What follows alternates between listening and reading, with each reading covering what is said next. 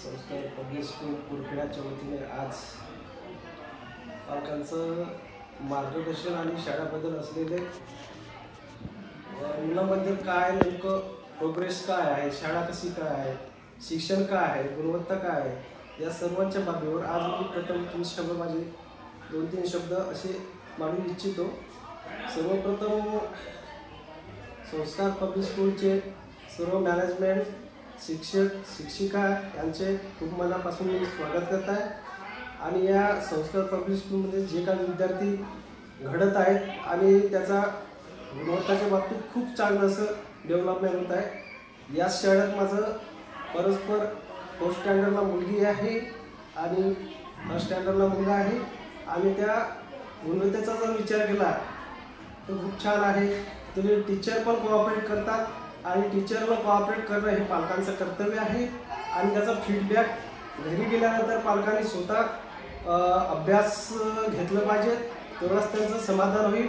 आणि दुसरी गोष्ट एक म्हणजे सर्वांगीण विकासासाठी सांस्कृतिक कार्यक्रमांचा पण छान असा 16 तारखेपासून अरेंजमेंट केला मॅनेजमेंट बाळीनं आणि तिथल्या शिक्षक लोकांचं पण कोऑपरेट चांगलं आहे।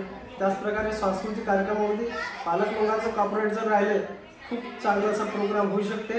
आणि आजपर्यंत या संस्कार पब्लिक स्कूलमध्ये कार्यक्रम खूपच छान 100% असे प्रतिसाद पालकांकडून मिळालेला आहे। आणि मला वाटते माझ्या विचाराशी निगडीत मॅनेजमेंट आणि पालक आणि पालकांचे खूप असे बेनिफिट आणि मत आहेत की संस्कार पब्लिक स्कूल कुरखेडा तालुक्यातून ही माझ्या विचाराशी 100% गुणवत्ताधारक शाळा ही पाहिली आहे आणि गुणवत्ताधारक समोर राहील आणि चांगले विद्यार्थी घडवतील। आणि मी एक शिक्षक या नात्याने संस्कार पब्लिक स्कूलमध्ये स्वतः माझ्याकडे कुरखेडा केंद्र असल्यामुळे येथे जवळपास 6-7 दिव्यांग विद्यार्थी असतात आणि त्यांच्या गव्हर्नमेंटच्या समग्र शिक्षा अभियानाच्या माध्यमातून सोयीसुविधा काय द्यायच्या त्या पुऱ्या फॅसिलिटी या समग्र शिक्षाच्या अभियानातून संस्कार पब्लिक स्कूल इंग्लिश मीडियम येथे माझे स्वतः 2-3 विद्यार्थी शिकत असल्यामुळे मी पुन्हा त्यांना मदतनीस, प्रवास भत्ता आणि विद्यार्थ्यांना ह्या सुविधा आमच्या ऑफिस थ्रू पुरवलेल्या आहेत। ते पण विद्यार्थ्यांचं फीडबॅक चांगला आहे आणि पालकांचं फीडबॅक शाळेबद्दल खूप चांगला आहे।